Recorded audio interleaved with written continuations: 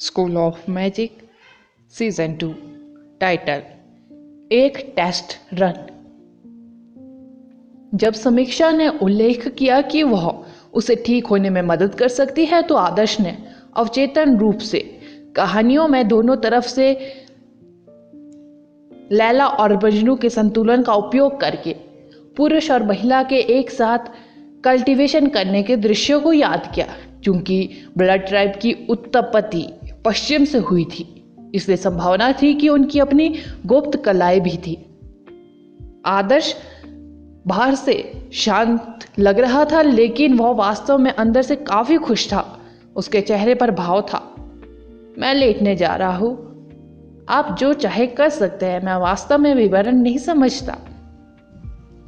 मैं जाऊंगा और कुछ प्रेत वापस पकड़ लूंगी। मैं उनकी आत्माओं की ऊर्जा खींच सकती हूँ और आपके लिए आपके आध्यात्मिक संसार की ऊर्जा को फिर से भर सकती हूँ। आपको काफी जल्दी ठीक होने में सक्षम होना चाहिए, समीक्षा ने कहा। ओह, क्या आपका शरीर अब ठीक है? आदर्श ने अपनी भुएं ऊपर उठाते हुए कहा। हाँ, अब ठीक है, समीक्षा ने आदर्श को अपनी बाह पर चोट का निशान दिखाते हुए जवाब दिया। वह बाजू जो स्पष्ट रूप से पहले जल गई थी अब जेड की तरह कोमल और चिकनी हो गई थी। आदर्श सुनता रहा कि ब्लड ट्राइब की स्वास्थ्य लाभ क्षमता कितनी असाधारण है, और अब अंततः उसने इस पर विश्वास कर लिया।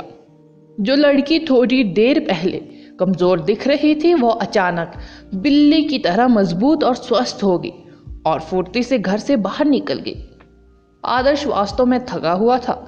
हालांकि उसका दिमाग अभी भी गंदे विचारों से भरा हुआ था, लेकिन उसकी तंद्रा गर्मी के साथ और भी अधिक बढ़ गई थी। वह बिस्तर पर लेट गया और गहरी नींद में सो गया। आमतौर पर आदर्श थोड़ा अधिक सतर्क रहेगा क्योंकि शहर अब सुरक्षित नहीं है। हालांकि आध्यात्मिक रूप से थक जाने के बाद उसका एकमात्र विचार एक अच्छी नींद लेना था। वह भारी बारिश और ठंडी बारिश, सड़कों पर घूम रहे लाशों और नीदरलैंड के शासक के बारे में पूरी तरह से भूल गया। काले बादलों ने प्राचीन राजधानी पर आक्रमण किया, जिससे शहर पूरी तरह नष्ट हो गया। ठंडी बारिश तीर की तरह बरस रही थी, जिससे प्राचीन राजधानी की नींव खराब हो गई। सबसे भयावह बात यह है कि कब्रिस्तानों और बैरोजों से बाहर निकलने वाले मरे हुए लोग बारिश से भीगी हुई जमीन को भरते हुए जाने को तैयार नहीं थे। पहले की शानदार बाहरी दीवारें एक नाजुक बांध की तरह थी, जो मरे हुए पानी के भयंकर ज्वार के सामने टिकने का कोई मौका नहीं था। बाहरी दीवारें पूरी तरह से नष्ट हो गई। ईंटों से बनी मोटी मोटी दीवारें ढह गई। ऊंची मीनारें जमीन पर गिर गई। सड़कों पर इमारतों का तो जिक्र ही नहीं करे तो बेहतर होगा। आंतरिक दीवारों से देखने पर प्राचीन राजधानी से 10 किलोमीटर से अधिक का क्षेत्र पूरी तरह से काले सागर से ढका हुआ था। मरे हुए या कहे ज़ॉम्बीज का ज्वार इमारतों, सड़कों, सार्वजनिक चौराहों, पार्कों, स्कूलों, अस्पतालों में होते हुए जमीन पर गिर गया और एक भी लाश नहीं बची। अंततः मरे लोगों ने शहर पर सभी दिशाओं से आक्रमण कर दिया। सबसे डरावनी बात वह गति नहीं थी जिस गति से मरे हुओं का झुंड शहर को निगल रहा था, बल्कि यह तथ्य था कि शहर में काले ज्वार के प्रवेश के बाद भी पूरी भूमि अभी भी काले चलती आकृतियों से ढकी हुई थी, जिसका कोई दृश्य अंत नहीं था। कोई भी इस बात पर संदेह किए बिना नहीं रह सकता कि क्या मनुष्य इस भूमि पर वास्तविक आक्रमणकारी थे। पैक, गिरोह, साम्राज्य, एक मरा हुआ साम्राज्य, एक मरे हुए साम्राज्य के विरुद्ध आवाज अवलोकन टोरे पर धीरे से बुदबुदा रही थी, जो शहर की खातिर की गई मौत की प्रार्थना की तरह लग रही थी। क्या ऐसा हो सकता है कि प्राचीन राजधानी जो हजारों वर्षों से अस्तित्व में थी, अंततः इस बरसात के दिन इतिहास से मिट जाएंगी? क्षितिज तक फैला हुआ मरुभूमि ने पहले ही शहर पर कब्जा कर लिया था। क्या यह सुनहरा अवरोध वास्तव में अनगिनत मरे हुओं के आक्रमणों को रोकने में सक्षम था? इसके अलावा वास्तव में 1000 पहले तक हर मरे को जगाया गया था, जिसके परिणाम स्वरूप यह अप्रत्याशित आपदा आई जिसने जीवित लोगों के लिए इतनी निराशा ला दी। इतने सारे मरे हुए को नियंत्रित करने में सक्षम होने के कारण क्या इस मरे हुए राज्य का राजा जाग गया था? काउंसिलमैन झूमेंग ने बेहद पीले चेहरे के साथ पूछा। क्लॉक टावर मैजिक एसोसिएशन के अध्यक्ष सूरज ने आह भरी। महत्वपूर्ण बात यह है कि मरे हुए साम्राज्य का यह राजा किस युग का है। मुझे आशा है कि ऐसा नहीं है।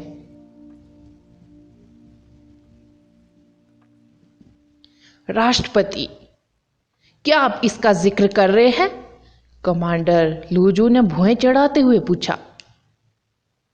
इस शहर के समान उम्र का कुछ। सूरज ने सवाल का जवाब नहीं दिया क्योंकि वह अपनी अटकलों पर विश्वास करने में बेहद अनिच्छुक थे। सभी मरे हुए लोगों को मारना असंभव था।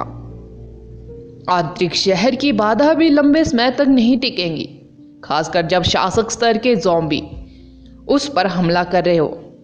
अब तक जो हमने सबसे मजबूत मरे देखे हैं वह माउंटेन ज़ॉम्बी है। यह फ्लैश माउंट कॉर्प्स जनरल को उत्तर से शहर में भेजता रहता है। हंटर यूनियन के बुजुर्ग आरव ने कहा।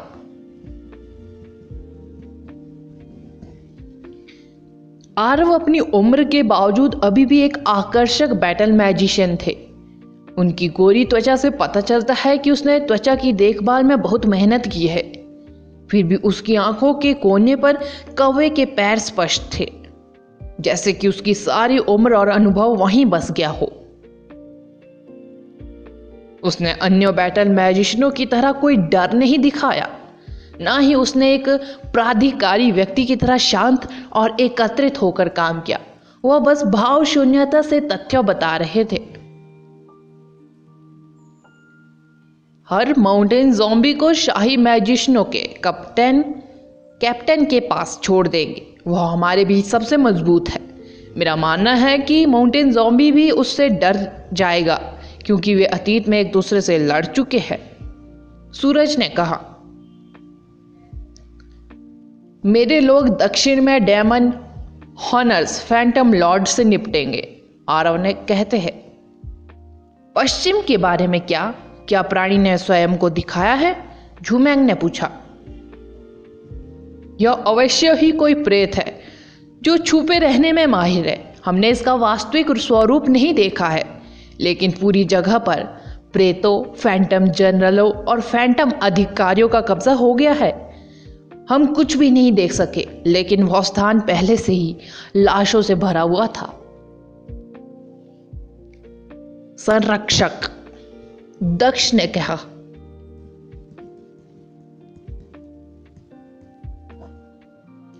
गुटों के लिए एक दूसरे के साथ प्रतिस्पर्धा करना आम बात थी, लेकिन ऐसे समय में हर गुट सम्मान और अपमान दोनों को साझा करने के लिए एक साथ खड़ा होता था।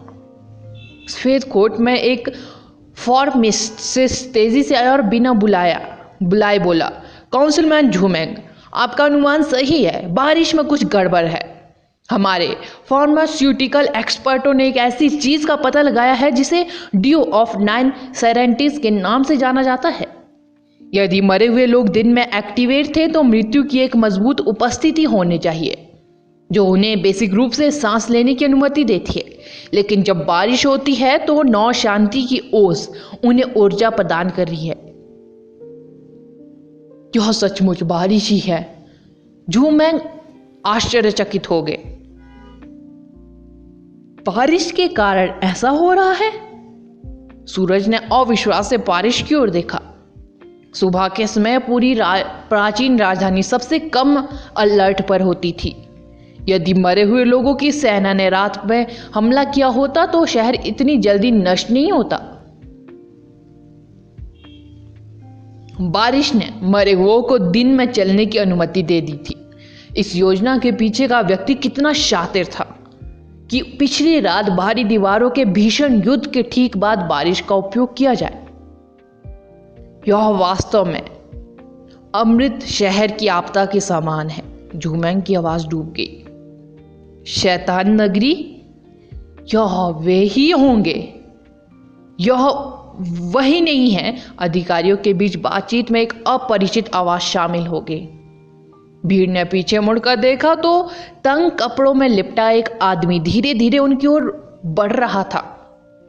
उसकी चमकती आंखों से ऐसा लग रहा था जैसे उसे हर बात का सच पता हो। आप कौन हैं?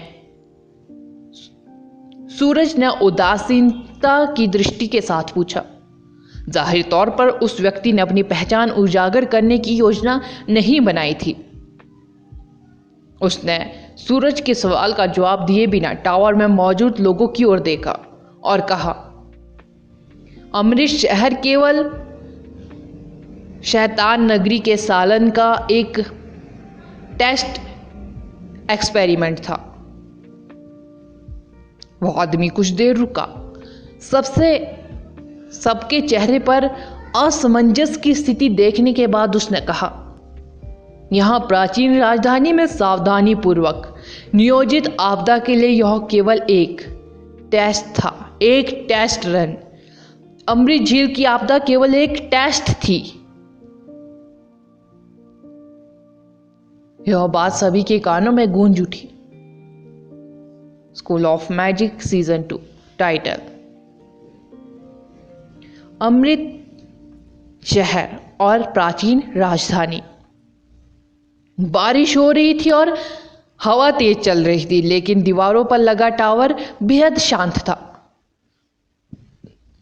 कुछ समय बाद झूमेंग ने पूरी तरह से तंग कपड़ों में लिपटे व्यक्ति पर नजर डाली और पूरे अविश्वास के साथ दोहराया, टेस्ट? एक एक्सपेरिमेंट? एक आपदा अनगिनत निर्दोष जिंदगियों का खून बहाया किया क्योंकि डीमन बिस्टों ने शहर पर अटैक किया और नरसंहार किया। यह प्राचीन राजधानी को निशाना बनाने वाली एक बड़ी साजिश का टेस्ट साबित हुआ। उपस्थित सभी लोग बड़े अधिकारी, उच्च अधिकारी या प्रतिष्ठित मैजिशियन थे। फिर भी ये शब्द सुनते ही उन्हें तुरंत अपनी रीढ़ की हड्डी में ठंडक महसूस हुई। एक एक्सपेरिमेंट, सिर्फ एक रिहर्सल के लिए हजारों लाखों जिंदगियों का बलिदान देना। क्या दुनिया में इससे भी क्रूर कोई चीज थी? ठंडी बारिश जोरों से बरसी। हर कोई उस नकाबपोश आदमी को घूर रहा था जिसने अभी अभी सच्चाई उजागर की थी। उन्हें अपने दिलों में सदमे और डर को शांत करने में थोड़ा समय लगा। प्राचीन राजधानी अभी तक पूरी तरह से जागृत नहीं हुआ है, प्राचीन राजधानी का पुराना राजा अभी पूरी तरह से उठा नहीं है अपनी कब्र से। लेकिन मरे हुए शासक पहले से ही बारिश में प्राचीन राजधानी पर अटैक कर रहे हैं, जो नींद से जागने वाले प्राचीन राजधानी के लिए एक महान उपहार के रूप में पूरे स्थान को मरे हुए साम्राज्यों में बदलने के लिए तैयार है। 1000 साल से अधिक समय तक चला 8 मरे हुए शासकों का नेतृत्व माउंटेन ज़ॉम्बी द्वारा किया जाता है, लेकिन जीव बेहद चालाक है। यह आसानी से शहर में कदम नहीं रखेगा। इस पर अटैक करने के लिए मरे हुए समुद्र को पार करना अत्यंत कठिन है। यदि सब कुछ योजना के अनुसार हुआ तो 8 मरे हुए शासक पहले आंतरिक दीवारों के बाहर की भूमि पर कब्जा कर लेंगे और प्राचीन राजा के जागने तक इंतजार करेंगे, फिर आंतरिक शहर की बाधा को नष्ट कर देंगे। ग्रे सफेद कपड़ों में रहस्यमय आदमी ने समझाया। लोगों को पता नहीं था कि वह व्यक्ति कौन था, लेकिन चूंकि वह यहां आने में कामयाब रहा था, इसका मतलब था कि उसने किसी अधिकारी से अनुमति ली थी। मरे हुए राजा के जागने से पहले ही स्थिति इतनी गंभीर है, क्या प्राचीन राजधानी को कोई मौका मिलेगा? हंटर यूनियन से एल्डर आरव ने पूछा। यह मरे हुए का राजा नहीं है, बल्कि प्राचीन राजा है। मरे हुए राजा का 8 मरे हुए शासकों पर कोई नियंत्रण नहीं है। यह अवश्य ही प्राचीन राजा होगा। जिसने इस मरे हुए देश की रचना की थी। रहस्यमय आदमी ने पूरे आत्मविश्वास के साथ घोषणा की, प्राचीन राजा वही व्यक्ति जिसने मरे हुओं की भूमि बनाई थी। यदि कोई समय पर पीछे मुड़कर देखे तो पाता है कि 2000 साल पहले मरने वालों के अचानक जीवित हो जाने से पहले मरे हुए लोग कभी अस्तित्व में नहीं थे, जो प्लेग की तरह फैल गया था। मरे हुए लोग अपनी कब्रों और मकबरों से बाहर घूमने लगे और तब सतह पर धूमधाम से चल रहे थे। मरे हुओं की उत्पत्ति संभवतः अब कोई रहस्य नहीं रही। यह सब जानने से हमें क्या मदद मिलेगी? मुझे यह जानने में अधिक दिलचस्पी है कि हम इस आपदा को कैसे रोक सकते हैं, सूरज ने कहा, जो शांति से रहस्यमयी व्यक्ति का अध्ययन कर रहा था। मुझे डर है कि शैतान नगरी जो योजना बना रहा है, बारिश उसका केवल एक पहला स्टेप है। उनका अगला कदम प्राचीन राजा को जगाना है। एक बार जब वह जाग गया तो यह भीतरी शहर में खून खराबा लाएगा। सबसे पहले हमें इस बारिश को रोकना होगा, रहस्यमय आदमी ने कहा। हम यह भी नहीं जानते कि 9 सेरेनिटीज की ओस कहां से आई। हम इसे कैसे रोकेंगे? क्या बारिश को रोकना भी संभव है? दक्ष ने कहा, गांवों को लोगों ने नष्ट नहीं किया, यह वास्तव में शैतान नगरी था। 9 सेरेनिटीज की ओस को खून के पानी से अपग्रेड किया जाता है। अमृत शहर की आपदा के दौरान हुई बारिश उग्र वसंत के साथ मिश्रित थी, जिसका भूमिगत पवित्र झरने के विपरीत प्रभाव पड़ा। इसने डीमन बिस्टों के गिरोह को अमृत शहर पर अटैक करने के लिए उकसाया। 9 सेरेनिटीज की ओस उसी कीमियागर द्वारा खून के पानी से बनाई गई है, जो इसे बारिश के साथ पूरी तरह से घुलने की अनुमति देता है। जब बारिश आती है तो आफत भी लाती है। यही सटीक कारण है कि उन्हें एक्सपेरिमेंट चलाने की आवश्यकता क्यों पड़ी, रहस्यमय व्यक्ति ने उनकी ओर इशारा किया। अधिकारी उस आपदा के विवरण से कुछ हद तक परिचित थे, जिसने अमृत शहर को नष्ट कर दिया था। मोटे तौर पर ऐसा लगा दोनों घटनाओं का आपस में कोई संबंध नहीं है, सिवाय इस तथ्य के कि वे दोनों बरसात के दिनों में घटित हुई। हालांकि छोटी छोटी बातों पर विचार करने के बाद यह स्पष्ट था कि यह सब एक साजिश थी। समस्या यह थी कि वर्तमान आपदा से पहले इस पर ध्यान भी कौन देगा। रेड कार्डिगन सालन न केवल बेहद शातिर था, बल्कि पूरी स्थिति ने सभी को हैरान कर दिया था। जब अंततः उन्हें एहसास हुआ कि क्या हो रहा है तो वे निराशा से अभिभूत हो गए। 1000 से अधिक समय से मौजूद प्राचीन राजधानी को लक्षित करने से पहले एक शहर पर एक्सपेरिमेंट चलाना। तूफान आने तक यह बिल्कुल शांत था। भगवान ने न केवल शैतान नगरी के कार्डिकलों को शैतान के समान दुष्ट दिल दिया, बल्कि उन्होंने सालन को एक बेजोड़ बुद्धि भी दी। यही कारण है सालन नाम किसी को भी कंपा सकता है। एनफोर्समेंट यूनियन के ने कई वर्षों तक सालन को पकड़ने की कोशिश की थी, फिर भी उन्होंने जो सबसे बड़ा काम किया वह था उसके अधिक कुछ ब्लू डिकन्स को पकड़ना। असली सालन हमेशा अंधेरे में छिपा रहता था। उसकी शैतानी चालाक आंखें प्राचीन शहर को घातक आपदा में संघर्ष करते हुए अंधेरे में हंसते हुए देखती थी। सालन शैतान नगरी का राजा, जिसे सालन का टाइटल दे रखा था। गांव, किसने सोचा होगा कि गांव मुख्य सैन्य प्रशिक्षक फिजियो ने शून्य चेहरों के साथ बुदबुदाया। अभी कुछ समय पहले वह गांव पर हमला हुआ था। मुझे लगा कि इसके पीछे शैतान नगरी का हाथ है, लेकिन यह गांव के एक प्रमुख और हुआ गांव के बीच व्यक्तिगत दुश्मनी निकली। शैतान नगरी और मैं दोनों गुमराह थे, क्योंकि शैतान नगरी में लोगों की पहचान हर समय गुप्त रख दी जाती है।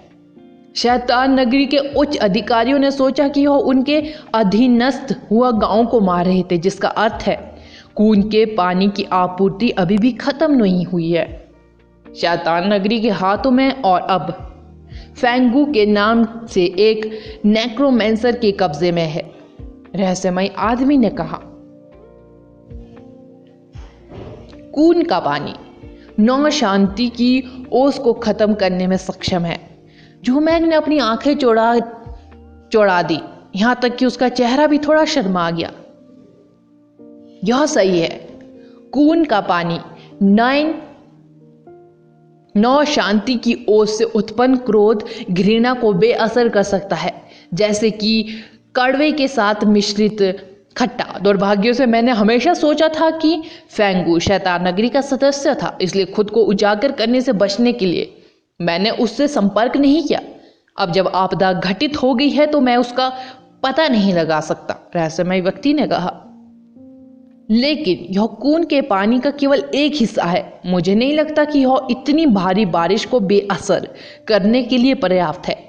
आखिरकार उन्होंने 7 गांवों से एकत्र किए गए खून के पानी का उपयोग करके 9 शांति की ओस को परीक्षित किया है। यह कुछ दिनों तक चलने वाला है, मुख्य सैन्य प्रशिक्षक फीजियो ने कहा। इस आपदा को रोकने की कुंजी प्राचीन राजा है। खून का पानी आधे दिन के लिए बारिश को बेअसर कर सकता है, और इस अवधि के दौरान जब मरे हुए लोग सो रहे होंगे, हम शाही कब्र का पता लगाएंगे और प्राचीन राजा को सील कर देंगे, जिससे इस आपदा का अंत हो जाएगा, रहस्यमय आदमी ने घोषित किया। लोगों ने एक दूसरे से नजरें मिलाई। ऐसा लग रहा था जैसे उनके पास इस आदमी पर विश्वास करने के अलावा कोई विकल्प नहीं था, जो अपनी पहचान उजागर करने को तैयार नहीं था। उपस्थित सभी लोग बेवकूफ नहीं थे।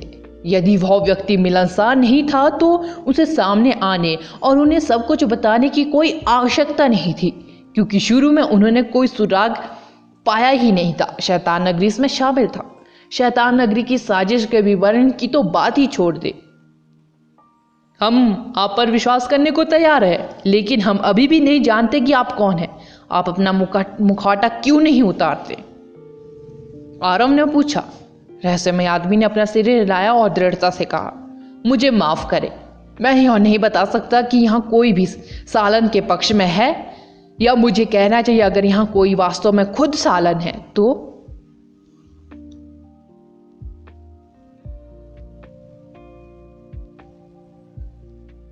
School of magic season 2 title अधिकारियों को हिरासत में लेना। तुम्हारी हम पर शक करने की हिम्मत कैसे हुई? क्या यह एक मजाक है? यहाँ हर कोई उच्च पद पर है। हम शैतान नगरी से कैसे हो सकते हैं? आप उन्हें ज्यादा महत्व दे रहे हैं, दक्ष ने गुस्से में कहा। शैतान नगरी के लोग जल्द ही प्रतिक्रिया देंगे।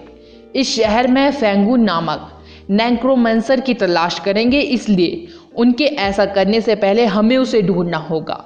अन्यथा दिन और रात दोनों समय मरे हुए लोगों के सक्रिय रहने से हमारे पास प्राचीन राजा की शाही कब्र का पता लगाने का कोई मौका नहीं होगा, रहस्यमय व्यक्ति ने कहा। आइए समय बर्बाद ना करें, मैं अभी रॉयल मैजिशियनों को सूचित करूंगा। सूरज ने रहस्यमय व्यक्ति पर विश्वास करना चुना। सच तो यह है कि बातचीत के दौरान उसका चेहरा दिखावटी था और वह कभी कभी उस रहस्यमय आदमी से नजरें मिला लेता था। यह मैजिक एसोसिएशन ने शैतान नगरी को स्वतंत्र रूप से कार्य करने से रोकने के लिए कुछ नहीं किया, तो वह अब राष्ट्रपति बनने के योग्य नहीं था। उसे प्राचीन राजधानी के कुछ लाखों नागरिकों का सामना करने में भी शर्म आएगी। उसने रहस्यमय आदमी को यहाँ दिखाने की व्यवस्था की थी। अब समय आ गया है कि सच्चाई उजागर की जाए, इस बड़ी साजिश की कुंजी ढूंढी जाए और इसे एक ही बार में कुचल दिया जाए, रहस्यमयी आदमी ने मुस्कुराते हुए कहा। ऐसा लगता है जैसे मेरे आदमी ने उसे ढूंढ लिया है। आइए पहले खून के पानी पर हाथ डाले। झूमेंग इससे बेहतर सुझाव नहीं दे सका। मैं आगे बढ़ूंगा और पहले अपने आदमी से मिलूंगा, कृपया यहीं प्रतीक्षा करें, रहस्यमयी आदमी ने कहा। भीड़ ने सिरे हिलाया और धैर्यपूर्वक उस व्यक्ति की वापसी की प्रतीक्षा की। जब वह आदमी चला गया तो काउंसिलमैन झूमेंग, जिसने कुछ देखा था, ने सूरज से धीरे से पूछा, तुम्हारा कोई आदमी? सूरज ने इसे ज्यादा स्पष्ट किए बिना थोड़ा सिर हिला दिया। परिवर्तन संघ, झूमेंग ने आगे पूछा। सूरज ने अपना सिर हिलाया और कहा, परिवर्तन संघ पर सबसे अधिक नजर रखी जा रही है। मैंने इसे करने के लिए बाहर से किसी को नियुक्त किया है। किसी ने पहले ही इस साजिश को नोटिस कर लिया था, लेकिन हमें उम्मीद नहीं थी कि यह इतना अचानक होगा और इसे संभालना मुश्किल होगा। शैतान नगरी इस बार पूरी ताकत लगा रहा है। शहर इतनी बड़ी आपदा झेल रहा है और फिर भी अंदर से कोई हमें धोखा दे रहा है। हमने गार्डों को हटा दिया है, झूमेंग ने आह भरी। दोनों ने अपने आसपास के लोगों को स्कैन करते हुए फुसफुसाया। हंटर यूनियन के 2 बुजुर्ग, 2 सीनियर हंटर मैजिक एसोसिएशन के 3 अध्यक्ष, 2 कमांडर, मुख्य सैन्य प्रशिक्षक फिजियो और एक कबीले के 2 एक्सपर्ट थे। यहाँ हर किसी के हाथों में महान शक्ति थी। यदि शैतान नगरी ने पहले ही अपना प्रभाव स्तर तक बढ़ा दिया होता तो यह पूरी तरह से भयानक होता। बारिश शहर की इमारतों पर थपथपाती हुई गिरती रही। इसकी ठंडक कंक्रीट से होकर गुजरी और मानव हड्डियों में असहनीय रूप से प्रवेश कर गई। हमें घंटा घर के दक्षिण की गली में एक लाश मिली है। यह उस रहस्यमय आदमी जैसा दिखता है जो अभी कुछ क्षण पहले यहाँ था। एक रॉयल मैजिशियन आसमान से नीचे गिरा और बारिश में भीगते हुए अपना चेहरा दिखाते हुए टावर में मौजूद लोगों से कहा, क्या? लोग स्तब्ध रह गए। उन्होंने तुरंत रॉयल मैजिशियन से रास्ता दिखाने को कहा। कुछ ही देर बाद वे गली में पहुंचे और उन्होंने तंग कपड़ों में ढके एक व्यक्ति को जमीन पर पड़ा हुआ पाया। उसका शरीर एक फीकी भयानक ऑरा से ढका हुआ था और पीछे एक खाली खोल रह गया था। यह हमारे सामने उसे मारने की उनकी हिम्मत कैसे हुई? शैतान नगरी के वे मैल बहुत अधिक निंदनीय है और निर्दयी भी। झूमेंग ने गुस्से से अपने दांत भींच लिए। आखिरकार किसी को सच्चाई का पता चल गया था और वह स्थिति को सुलझाने का कोई रास्ता निकाल रहा था। फिर भी कुछ मिनट बाद ही उसकी मृत्यु होगी। क्या इसका मतलब यह नहीं था कि शैतान नगरी उनके आसपास ही था? कितना चौंकाने वाला था यह सच। राष्ट्रपति, अब हम क्या करें? जनरल लूजू ने पूछा। एल्डर आरव ने कहा, हमने शैतान नगरी को गंभीरता से कम आंका है। अब जब हमने फेंगू को ढूंढने की अपनी एकमात्र उम्मीद खो दी तो अब हम उसे कैसे ढूंढेंगे? शहर इतना बड़ा है और इतना अव्यवस्थित स्थिति में है। अगर शैतान नगरी के लोगों ने उसे हमसे पहले ढूंढ लिया तो सारी उम्मीदें खत्म हो जाएगी, मुख्य सैन्य प्रशिक्षक फिजियो ने कहा। जब लोग अपने विचारों में खोए हुए थे, भूरे सफेद कपड़ों में एक आदमी धीरे धीरे बगल से निकला। उसकी आंखें उदास होकर जमीन पर पड़ी लाश को देख रही थी। मैं वास्तव में इस पर विश्वास नहीं करना चाहता, लेकिन जैसा कि मैंने सभी को बताया था, वास्तव में यहाँ कोई व्यक्ति सालन के पक्ष में है या स्वयं सालन यहाँ है। इसलिए कृपया मुझे यहाँ हर किसी को निगरानी में रखने के लिए लोगों को भेजने के लिए क्षमा करें, ताकि कोई हमारे अगले कदम के बारे में जानकारी दुश्मन को लीक ना कर दे। उस आदमी ने भीड़ के पीछे से कहा। उनकी आवाज़ बिल्कुल पहले जैसी ही थी। झूमेंग भी दंग रह गया। उसने लाश को देखा, उसके बाद उस रहस्यमय आदमी को देखा जो उसके पीछे जीवित खड़ा था। तुम मरे नहीं हो? सूरज हैरान रह गए, इससे पहले कि वह जल्दी से अपने विचार एकत्र कर पाते। तुम्हारे सामने सच्चाई प्रकट करने से पहले मैंने अपने आदमी से मेरे जैसे ही कपड़े पहनने के लिए कहा। जैसे ही मैं क्लॉक टावर से बाहर निकला, मैं छिपा रहा और उससे मेरे स्थान पर जानकारी एकत्र करने के लिए कहा। मुझे वास्तव में उम्मीद थी कि वह सुरक्षित लौट आएगा, लेकिन परिणाम ने मुझे निराश कर दिया। रहस्यमय आदमी भीड़ के बीच से गुजरा और उस आदमी के पास पहुंचा जो अब एक खाली खोल था। सबसे दुखद बात यह थी कि आप जानते थे कि कोई व्यक्ति वहां चलते हुए मर जाएगा, भले ही वह जोखिम लेने को तैयार था।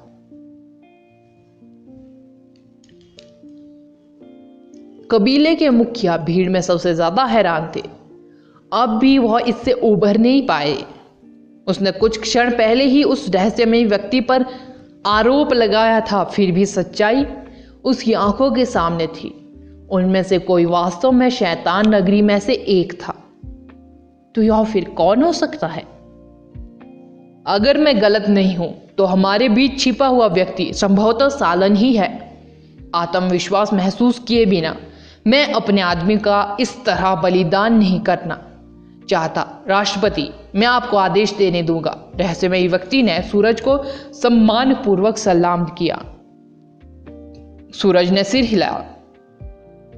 वह व्यस्तता से भली भांति परिचित था। प्राचीन राजधानी अब गंभीर खतरे में थी।